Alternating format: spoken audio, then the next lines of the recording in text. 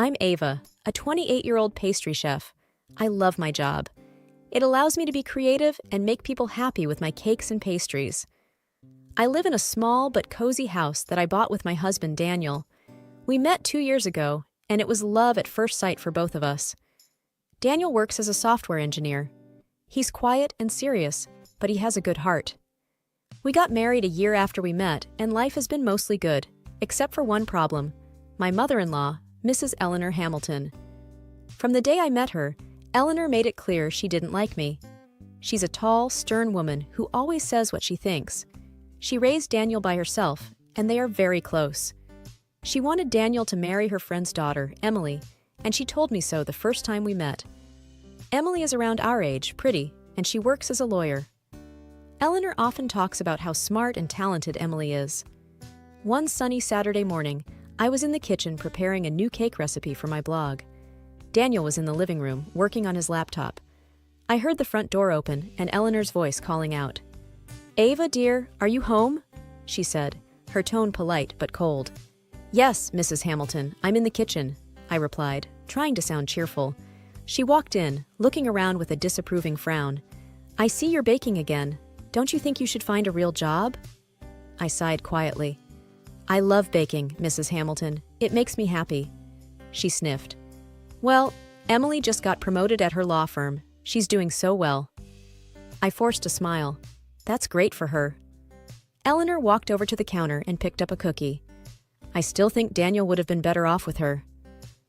I didn't know what to say, so I stayed quiet. Just then, Daniel walked in. "Mom, what are you doing here?" he asked, surprised but happy to see her. "I was just in the neighborhood and thought I'd stop by," she said, her tone softening as she turned to him. They chatted for a bit, and then Eleanor said she had to leave. After she left, I turned to Daniel. "Doesn't it bother you, the way she talks about me?" Daniel looked uncomfortable. "She's just set in her ways, Ava. She doesn't mean any harm." "But she said again that she wishes you'd married Emily," I said, feeling frustrated. Daniel sighed. "I love you, Ava. That's what matters. Just ignore her comments." I nodded, but it wasn't easy. I knew Eleanor would never stop trying to make me feel like I wasn't good enough for her son. But I loved Daniel, and I was determined to make our marriage work, no matter what his mother said or did. Life went on after Eleanor's visit, but her words lingered in my mind. Days turned into weeks, and the tension between Daniel and me grew. I felt like I was walking on eggshells whenever the topic of his mother came up. Daniel was my husband, and I loved him, but it hurt that he couldn't see how his mother's behavior was affecting our marriage. One evening, while we were having dinner, I decided to bring it up again. I knew it was a risk, but I couldn't keep my feelings bottled up any longer. "Daniel, we need to talk about your mom," I said, trying to keep my voice steady. He looked up from his plate, his expression guarded. "What about her?" "It's just, every time she visits, she makes these comments, and it feels like she's trying to drive a wedge between us," I explained. Daniel sighed, putting his fork down. "Ava, she's my mom. She's not trying to hurt anyone. She's just protective." "But don't you see? She's constantly comparing me to Emily. She even told me she wishes you had married her instead," I said, my frustration growing. Daniel frowned. "She said that?" "Yes, she did. And it's not the first time," I replied, feeling a mix of sadness and anger. He was quiet for a moment, then said, "Look, I know my mom can be difficult, but she raised me on her own. I can't just turn my back on her." "I'm not asking you to turn your back on her. I just want you to understand how her words and actions are affecting me, affecting us," I said, my voice tinged with desperation. Daniel reached across the table and took my hand. "I'm sorry, Ava. I'll talk to her, okay? I'll make sure she understands that she needs to respect our marriage." I nodded, feeling a small sense of relief. But deep down, I wasn't sure if anything would change. Eleanor was set in her ways, and I had a feeling it would take more than a conversation to change her behavior. A few weeks later, Daniel's birthday was approaching. I wanted to do something special for him, so I planned a small party with our friends and family. I knew inviting Eleanor was risky, but she was Daniel's mother, and I didn't want to exclude her. The day of the party arrived, and I was busy in the kitchen preparing Daniel's favorite dishes. The house was filled with the smell of baking and the sound of laughter as our guests arrived. Eleanor arrived just as I was taking the cake out of the oven. She walked into the kitchen and looked around, her lips pressed into a thin line. "Ava, what's all this?" she asked, her tone disapproving. "It's Daniel's birthday. I wanted to do something special for him," I replied, trying to keep my voice friendly. She sniffed. "Seems like a lot of unnecessary fuss. Emily always says that simple celebrations are more meaningful." I took a deep breath, trying to keep my cool. "Well, Daniel likes it when I cook for him, and it's his day, so I want to make it special." Eleanor didn't say anything more, but I could tell she wasn't pleased. I tried to shake off the feeling of unease and focus on the party. As the evening went on, everything seemed to be going well. Daniel was having a good time, and our guests seemed to be enjoying themselves. I was starting to relax when I heard a commotion coming from the living room. I rushed in to find Eleanor standing in the middle of the room, her face red with anger. Daniel was trying to calm her down, but she was having none of it. "This is all wrong. This isn't how you celebrate a birthday," Eleanor exclaimed, her voice rising. "Mom, please. It's my birthday and I'm enjoying myself. Can't you just be happy for me?" Daniel said, his tone pleading. Eleanor turned to me, her eyes blazing. "You did this on purpose, didn't you? You wanted to make me look bad. You wanted to show that you know better than me." I was taken aback by her accusation. "Mrs. Hamilton, that's not true. I just wanted to make Daniel's birthday special." But Eleanor wasn't listening. She stormed out of the house, leaving everyone in shock. I looked at Daniel, my heart sinking. This was supposed to be a happy occasion, but it had turned into a disaster, and I had a feeling that things were only going to get worse from here. The weeks following Daniel's birthday were tense. Daniel tried to talk to his mom, but she wouldn't listen. She was convinced I had purposely tried to make her look bad. I felt like I was stuck in a bad dream, and no matter how hard I tried, I couldn't wake up. Daniel and I argued more. He kept saying I should try to understand his mom's point of view, but I felt like he wasn't trying to understand mine. I was hurt and frustrated, and I didn't know how to make things better. Then, one day, Daniel came home with an idea. "Let's throw a family dinner," he said, sounding hopeful. "Maybe if Mom sees that we're trying to include her, she'll start to come around." I was skeptical, but I agreed. I loved Daniel, and I wanted our marriage to work. So we planned a dinner and invited Eleanor. The day of the dinner arrived, and I was a nervous wreck. I cooked all day, making sure everything was perfect. Daniel helped me set the table and decorate the dining room. We were both trying to make this work. Eleanor arrived, and I greeted her at the door. "Welcome, Mrs. Hamilton. It's good to see you," I said, forcing a smile. She looked around, her expression unreadable. "Thank you, Ava. I appreciate the invitation," she said, and there was a hint of warmth in her voice that I hadn't heard before. The dinner started off well. We all sat down, and I served the food. Eleanor even complimented my cooking, which surprised me. Then it was time for dessert. I had made my signature cake, one that I was particularly proud of. I knew Eleanor had a peanut allergy, so I had been extra careful to avoid any cross-contamination. As we all enjoyed the cake, I noticed Eleanor suddenly stop eating. Her face turned red, and she started coughing. "Mom, are you okay?" Daniel asked, jumping up from his chair. Eleanor gasped for air, her hand clutching her throat. "Peanuts!" she managed to choke out. Daniel immediately got her allergy medicine and helped her take it. Slowly, she started to breathe easier, but she was still red and looked scared. Once she caught her breath, she turned to me, her eyes filled with accusation. "You did this on purpose," she said, her voice shaky. I was shocked. "No, Mrs. Hamilton, I would never do that. I was so careful." But Daniel interrupted, his voice filled with anger. "Ava, how could you? You know about Mom's allergy." "I didn't do it, Daniel, I swear," I said, near tears. Eleanor looked at me, her expression triumphant. "You tried to get rid of me. You want me out of your life." "No, that's not true," I protested, but it was like they couldn't hear me. The rest of the dinner was a blur. Eleanor left, and Daniel was furious with me. He said he needed some time to think and left the house. I sat at the table, alone, staring at the uneaten cake. I didn't understand what had happened. I knew I hadn't put any peanuts in that cake. But if I didn't, then who did? And why? I felt like the world was crumbling around me. My marriage was falling apart, and I was being accused of something I didn't do. I didn't know how to prove my innocence, and I didn't know if Daniel would even believe me if I did. I felt helpless and scared, and I didn't know what to do. The dinner disaster lingered in the air like a bad aftertaste. Everyone had left, the house was eerily silent, but the tension was still palpable. Eleanor, my mother-in-law, cornered me in the kitchen, her eyes gleaming with an unsettling triumph. "Well, Ava, I guess now everyone will see you for who you really are. A criminal," she sneered. I stared at her in disbelief. "Eleanor, this is insane. I didn't do anything to the cake." "Oh, but who will believe you now?" she said, her voice laced with venom. "However, there's a way out for you.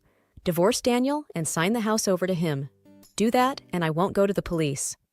My heart pounded in my chest. This was blackmail. "You can't be serious," I managed to say. "Oh, I am very serious," she said, a wicked smile spreading across her face. Before I could respond, Daniel walked in. His face was hard, unreadable. "Is it true, Ava? What my mother is saying?" he asked, his voice cold. I looked at him, desperately hoping he would see reason. "Daniel, please, you have to believe me. I didn't do anything. Your mother is trying to frame me." But his expression didn't change. "I don't know what to believe anymore, but right now I'm siding with my mother. I want a divorce, Ava, and the house should be mine." I felt like the ground had been pulled from under my feet. This was not the man I married. This was not the Daniel I loved. "No, Daniel, you can't do this. We built this life together. Please, see reason," I pleaded. But he didn't budge. "It's over, Ava. I've made up my mind." Eleanor watched the scene, a satisfied smirk on her face. But I wasn't going to let her win. Not like this. Without another word, I pulled out my phone and called the police. If Eleanor wanted to play this game, then let's play it with all cards on the table. When the police arrived, Eleanor immediately started her performance, tears and all, claiming I tried to kill her with peanuts. I stood my ground. "That's not true. I didn't do anything to the cake.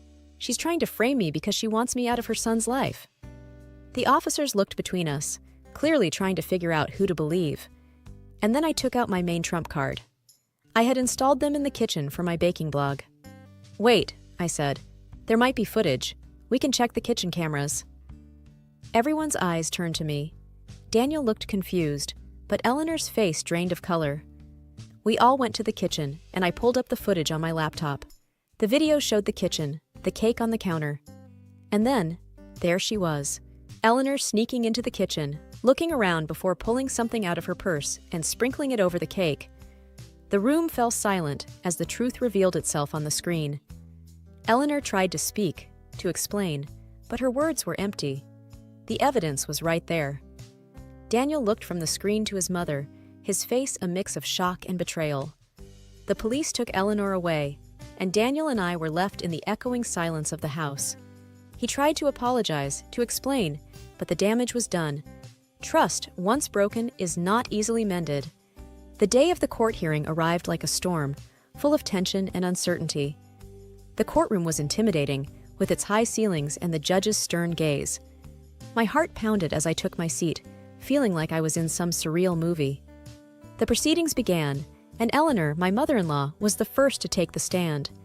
Dressed in a somber outfit, she looked the part of a distressed victim.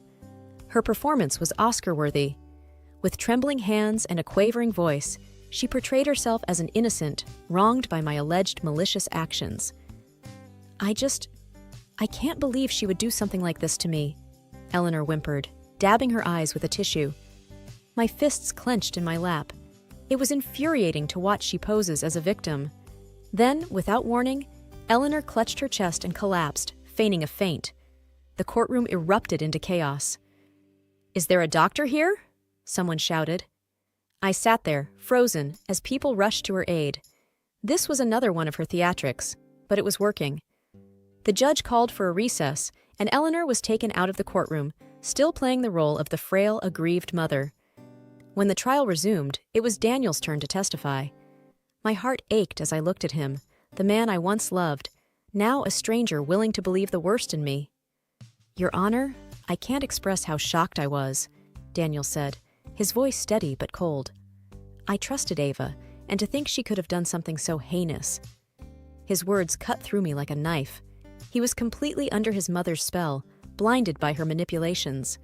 My lawyer presented my defense, highlighting Eleanor's history of hostility towards me and bringing forth the evidence of the kitchen video.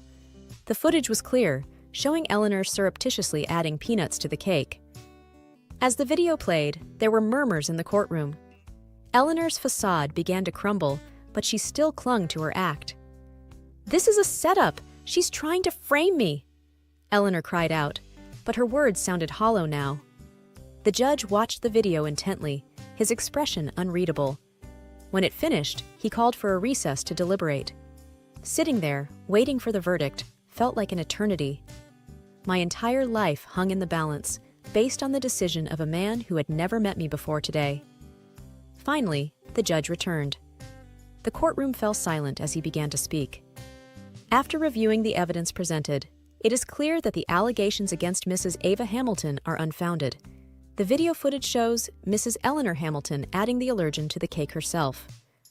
I let out a breath I didn't realize I was holding. Relief washed over me, followed by a surge of vindication. Eleanor let out a wail, still clinging to her victimhood, but her cries fell on deaf ears now. The judge continued, "Therefore, I find Mrs. Ava Hamilton not guilty of the charges against her." Tears filled my eyes, not of sadness, but of relief and triumph. The truth had prevailed, despite Eleanor's theatrics and Daniel's accusations. As I left the courtroom, I felt a weight lift off my shoulders.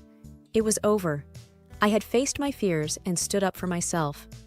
After the trial, life seemed to move in a blur. Winning the case brought relief, but it also left a gaping hole where my former life used to be. The house felt even emptier now. I missed Daniel, despite everything, but life had to go on. I threw myself into my work, finding solace in baking and my blog. My followers were a source of strength, sending messages of support and love. It felt good to be understood and appreciated. One day, while I was recording a new recipe, my phone buzzed. It was a text from my friend Mia. "Coffee? I have news." I smiled, grateful for the distraction. Mia had been a rock through all of this. We met at our usual cafe, a cozy little place with the best lattes in town. "Ava, you look better!" Mia greeted me with a warm hug. "Thanks, Mia. So, what's the news?" She grinned, her eyes sparkling. "I'm getting married!" I gasped, joy filling my heart. "Mia, that's amazing! Tell me everything!" As she gushed about her fiancé and their plans, I felt genuinely happy for her. It was refreshing to talk about something other than my own troubles. Then, Mia's expression turned serious. "Ava, how are you really doing?" I sighed, stirring my coffee. "I'm getting by. The house feels empty, but I'm managing." Mia reached across the table, squeezing my hand. "You're strong, Ava, and you did the right thing, standing up for yourself." I nodded, feeling a sense of pride. "Yeah, I did. It wasn't easy, but it was necessary." We chatted for a while longer before parting ways. As I walked back home, I felt a sense of determination. I had survived the storm. Now it was time to rebuild. Over the next few weeks, I poured my energy into my blog, creating new recipes and sharing them with my followers. The positive feedback was uplifting. It felt good to be doing something I loved, something that brought joy to others. Then, one afternoon, I received a letter. It was from Eleanor's lawyer. My heart raced as I opened it. Inside was a formal apology from Eleanor. She expressed her remorse for her actions and the pain she had caused. I read the letter, but behind every word were hidden her taunts, insults, and threats. I realized I couldn't forgive her. Not now. The next day, I received another piece of news. The divorce papers had been finalized. My marriage to Daniel was officially over. It was a bittersweet moment. A chapter of my life had closed, but a new one was waiting to be written. I called Mia to share the news. "It's official. The divorce is finalized." Mia's voice was gentle. "How do you feel?" "I don't know," I admitted. "Relieved, I guess. Sad too. It's complicated. Take your time, Ava. Healing isn't a race. Her words comforted me. I knew I had a long road ahead, but I also knew I wasn't alone. That night, I baked a cake. Not for a video or a client, but for myself. As I mixed the batter and preheated the oven, I felt a sense of peace. Baking had always been my sanctuary, and it felt good to be in my element. As the cake baked, the sweet aroma filled the house, bringing back memories. Some were painful, but others were filled with love and laughter. I realized then that those memories were a part of me, a part of my journey. When the cake was done, I sat at the kitchen table with a slice and a cup of tea. The first bite was delicious, a reminder of the simple joys in life. I smiled to myself, feeling a glimmer of hope. Sweet justice had been served, but it was the small, sweet moments like this that truly mattered. I knew there would be challenges ahead, but I also knew I was ready to face them. This was my new beginning, and I was determined to make the most of it.